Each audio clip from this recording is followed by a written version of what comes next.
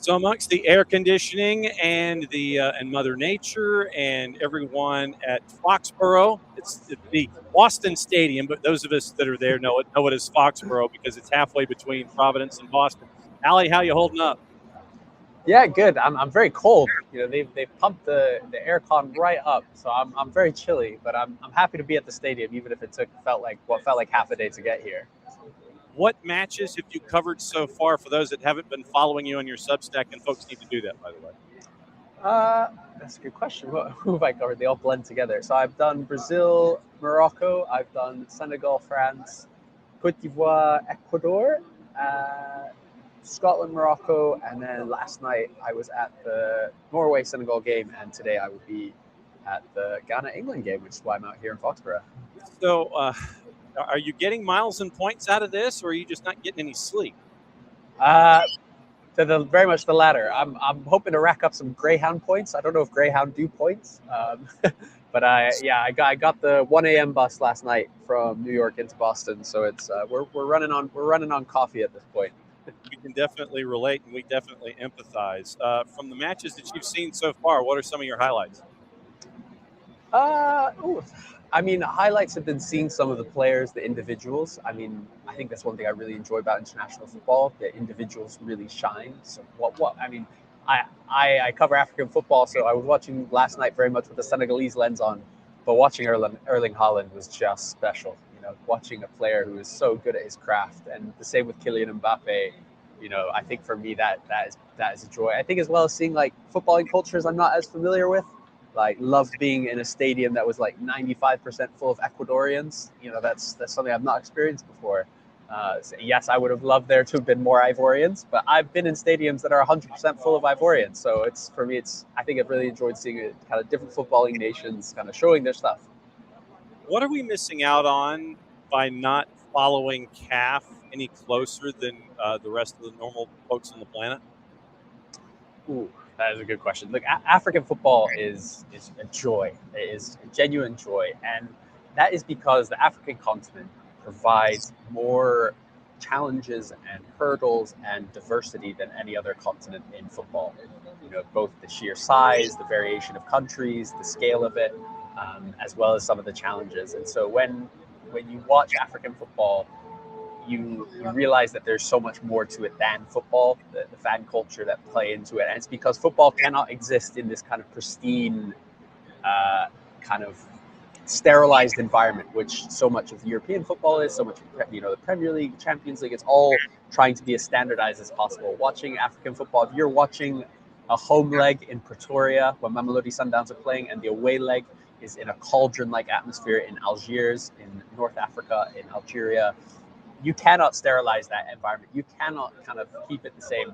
And it's the same with the Africa Cup of Nations. I regularly say this. The Africa Cup of Nations, for me, is the greatest tournament in football because it provides the most amount of hurdles. It provides a lot of challenges. It provides a lot of unique kind of scenarios. And that's why I always say, at the Euros, at the World Cup, often it's the best team that wins it. At the AFCON, it's oftentimes the team that can kind of adjust for these variables that wins it. And I think that gives us so many more storylines. It gives us so much more character. It gives us so much more entertainment and enjoyment than I think a lot of these other footballing worlds do. And you mentioned the word hurdles, and all I can think of is what happened in the last tournament. It's safe to say that is a definite hurdle. If you won't use that word, man, that was a heck of a hurdle that folks had to put up.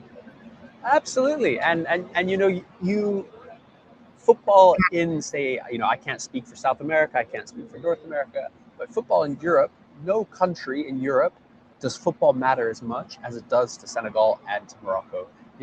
These are two countries that have brilliant diplomatic ties. They are very, very close nations. Lots of Senegalese travel to Morocco on free visas to get university education for free. There's a huge Senegalese kind of diaspora living in Morocco. The Senegalese nation at one point was under the wider Moroccan kind of empire. I don't think you necessarily call it an empire, but hundreds of years ago, very close ties. That was almost shattered in one night of football. That is unfathomable in any other continent. When the Senegalese president put up a new picture of himself, his profile picture on Twitter with an AFCON trophy behind him, You don't see that in other tournaments, and for me, that's what makes it so incredibly enjoyable. There's so much to just get your teeth into. All right, so the CAF folks that are in this tournament, I want to see if I can pin them down into one sentence. Tell me if I'm if we're doing like something akin to word association. South Africa, blessed by being consistently inconsistent. Morocco, on the rise, only if you haven't seen them, because I think that they're already there. That was my parenthetical expression there. You look at Turkey and you have questions, more than one perhaps. Then you keep working your way down. Cote d'Ivoire, you wonder, I mentioned being consistently inconsistent, and you wonder when they're going to turn that page. And Tunisia could be its own interview with you when it comes to everything that is going on there. All I have to say, really, if I'm going to put that in the word association, is Ervenar. And then you end up with Egypt, and I wonder about the next generation. And then Cabo Verde, and we've been blessed to see them as a part of this tournament so far. And all we can do is stand and applaud about life beginning at 40. And then you have Algeria. It's been really cool to see this expanded field present all of these different ideas about how to play football and really be confounding for folks that we're not necessarily expecting these folks to be in a normal tournament setting. Yeah, 100%. And look, for many of us, there's been a huge injustice in terms of the amount of African nations that have been able to qualify for World Cups in the past. Look, 1966 is known for England winning the World Cup. It's also known for the entire continent of Africa boycotting it because we weren't given a whole slot for that tournament. And that's kind of been the story. And the African qualifiers have been the most difficult qualifiers in the world, up until this tournament, because even if you won your group, even if you won every single match, you had to do a playoff against another team that won their every single game. And, to give you an example, Egypt, aside from the 2006 to 2010, they won 3 African Cup of Nations in a row. They're arguably the greatest ever African side to play. They didn't qualify for a World Cup because in a 2-legged playoff, they couldn't get the job done, and so I think for me, it's a real joy to see all of these countries qualifying. Look, it's, some of them have not performed. Tunisia, I think the word association I would use is awful, dreadful maybe. But I think it's wonderful to see, and I think for me, honestly, my reflection is about time. I think there's been a lot of conversations about, African football has developed a lot, it's improved a lot, and in some countries it has, absolutely. Morocco, it's been transformational what they've gone through in the last 10 years. But Ghana, I would say this Ghanaian team is a shadow of the team, 20, 16 years ago. But they're still at the World Cup, they're still able to be here. And so for me, it's more of just the joy of, the world being exposed to these countries. A country like Cabo Verde, I was lucky enough to watch their last game in Boston, which obviously is where the biggest diaspora of Cabo Verdeans outside the islands who live in kind of Boston, Brockton, Providence, Rhode Island, and Massachusetts, and this whole New England area.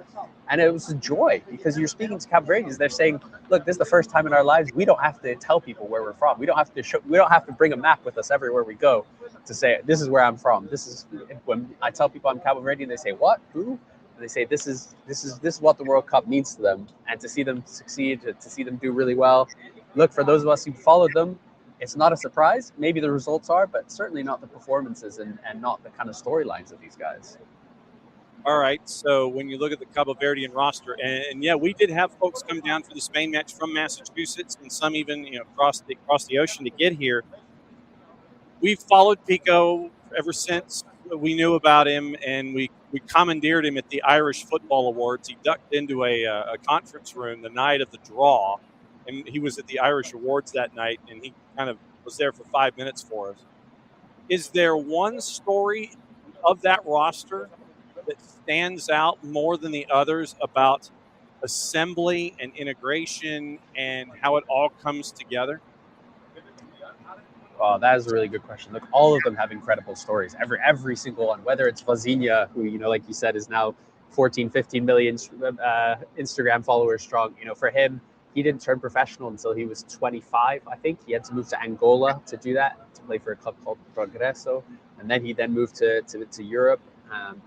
Stopira, their center back, who is one of those players who's been brought along for the ride, but it hasn't been brought to play any football. He's there very much as a vibesman. He was a player who joined the team in 2008 when he was still a semi-professional.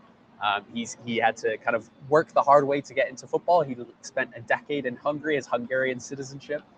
Because of that, he's a naturalized Hungarian. He then came back, scored the goal. He actually retired from international football, and they convinced him to come out just for the World Cup qualifiers. And he scored a goal in the final game when they qualified for the World Cup.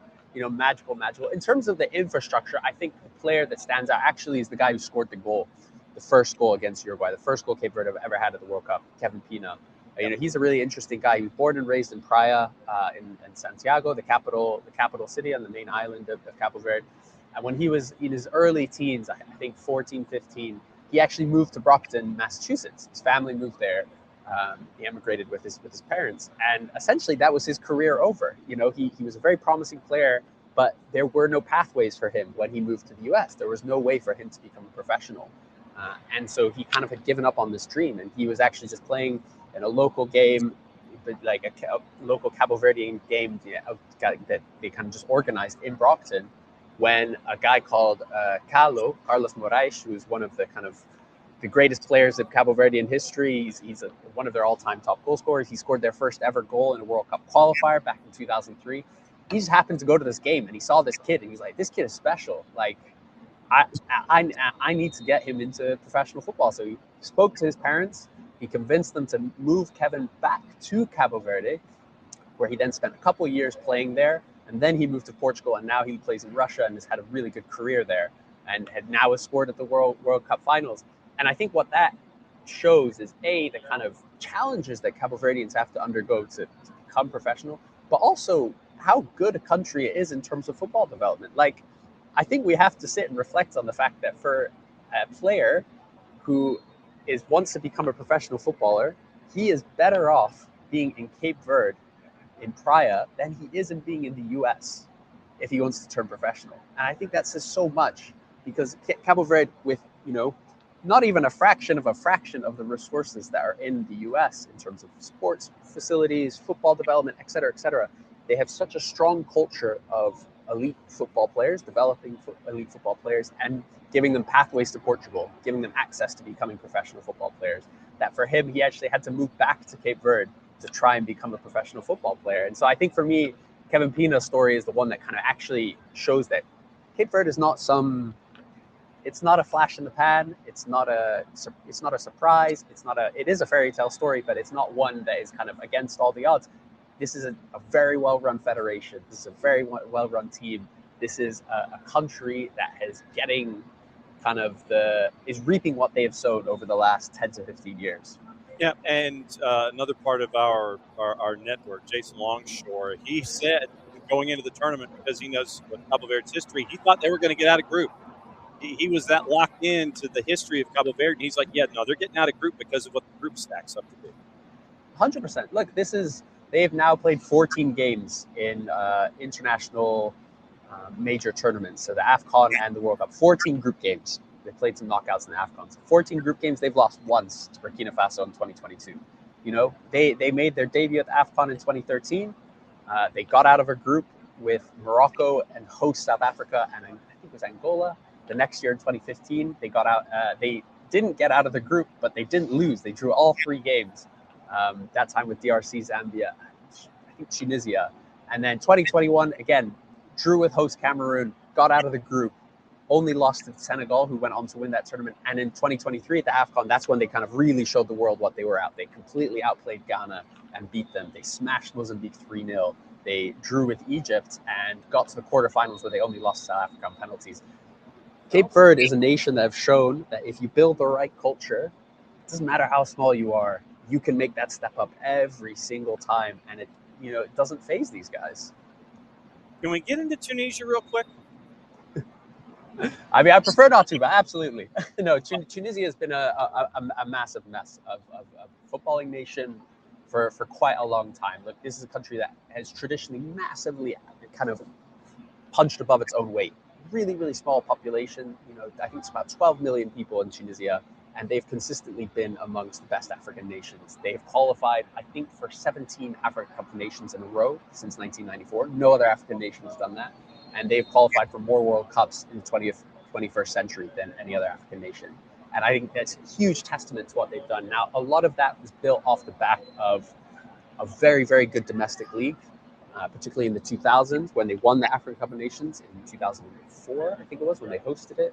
They had a very, very strong league. They had, their clubs doing very well in African, Champions League, Confederation Cup, which is the African Europa League. Clubs like Espérance, Club Africain, Stade Tunisien, Sfaxien, a few others doing really, really well. And since then, things have kind of collapsed. Tunisia, as a wider country, is undergoing a huge financial crisis. So football has kind of suffered because of that. And then issues around kind of corruption in the federation, interference by people outside of football have really impacted the national team, and they've really stagnated over the last few years. And it's a bit of a shame because prior to this World Cup, they were looking to have a bit of a reset. There was a new federation, although some of the same figures, and they actually said, we want to get rid of some of these old guys. We want to move on. We want to start a new generation, and they did. If you look at the players they called up, some really exciting young players. Khalil Ayari is at PSG. Ryan Alumi was kind of at Vancouver Whitecaps, was called up by Canada, actually, but he chose to play for Tunisia. They have a lot of young players, and essentially they told their coach, Sabri Lamouchi, this World Cup's a write-off. We know we're not going to do well. We know we're in a really tough group. We're building towards the next African Cup of Nations. We're building towards the next generation. The only remit you have is don't get humiliated. What was the one thing they did? They got humiliated in that first game, and then they've done it again, and it is an absolute mess, and it's kind of reset the clock in terms of where they're at. All of that kind of building they've done over the last 6 months is completely gone, and it's really sad to see, to be honest, because this is a footballing nation that is so much history and is so successful, and is kind of collapsing in front of our eyes in real time. If you would please, after Foxborough, where are you going to be next? So my plan actually is to go to Atlanta tomorrow. So I'll be there. Really? Yeah, I wasn't 100% sure, and things might change, but I'm hoping to. I've got a flight booked for tomorrow, so I'm hoping to be at the Morocco game tomorrow. Okay. And then I'll hang around Atlanta again until DRC play their final group game against Uzbekistan, and then I will probably fly home back to the UK. If my plans change, they're very flexible. As a freelance journalist, anything can happen. But at the moment, those are my plans. Well, if you do make your way down this way, you know that you've got a home. You know that where the key is under the mat. You know where the garage door opener is. You know that we're going to be probably knocking on your door anyway to talk about those two. Please do. One way or the other. If you would please cut the promo for everybody and let everybody know how they can follow your African football Substackian scribblings, as we were. Yeah, so I write for a lot of places. If you want to learn more about Cape Verde, I wrote The Guardian as a preview and a preview on every single player. But where I do most of my work is my own Substack, Ali's African Football. I recently, ahead of this World Cup, started my own YouTube channel as well of the same name. So trying to grow that, and I'm on all social media, on Twitter, on TikTok, on Instagram. I'm trying to get better at social media. It's not something that comes naturally to me. But yeah, any following, any support as a freelance journalist is always appreciated. And as always, my friend, it's great to see you. Glad you made it to Foxborough as we are talking right now. And if you make your way down, let us know. You know we're going to be banging on your door to get reviews and previews. Just keep us posted on your plans. Be safe, and may you make every deadline that you set for yourself. Thanks for dropping by. Thanks so much.